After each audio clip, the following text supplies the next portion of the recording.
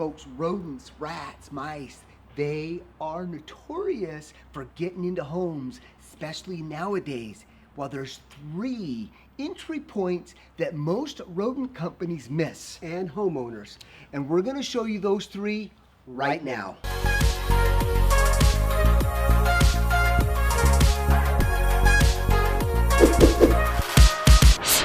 Hey, my name is David. And I'm Jimmy. We've been rat hunters for over 15 years, and we wanted to take a moment and really give you the inside of the rodent infestation tricks that we have learned. Guys, we're getting so many calls lately with frustrated clients and homeowners saying, look, you guys, I have hired 4 or 5 different rodent companies and I still have massive activity around my house. I don't know what to do anymore. Right? Whether they're in your pantry eating at the food or underneath your cabinetry, inside the ceilings and walls scratching, it is a constant battle, especially nowadays with all of this COVID going around.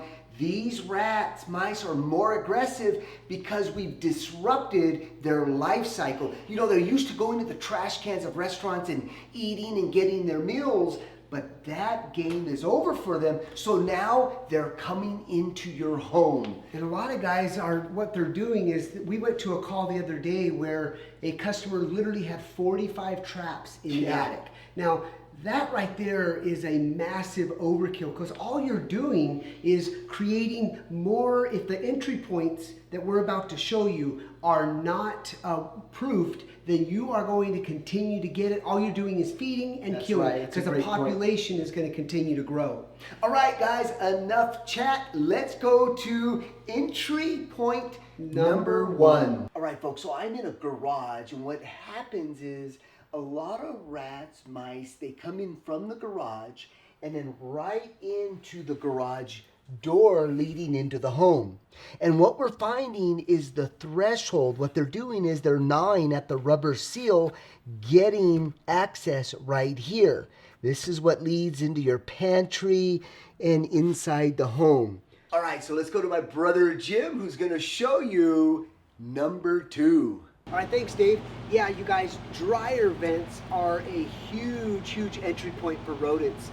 Oftentimes the flappers get stuck open and there's a wide open hole.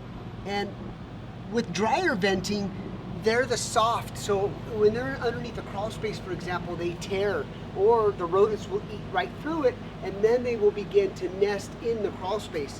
So we love a magnetic flapper, so as the lint or the dryer is engaged, it opens up, but then it's got 2 magnets and it literally prevents anything from coming in. There's a link down below, guys, with this product, so check it out. Amazing rodent-proof dryer vent cap. All right, let's go into number 3, and I'll meet you upstairs in the bathroom where my brother Dave is. And number 3, this is a big one, guys.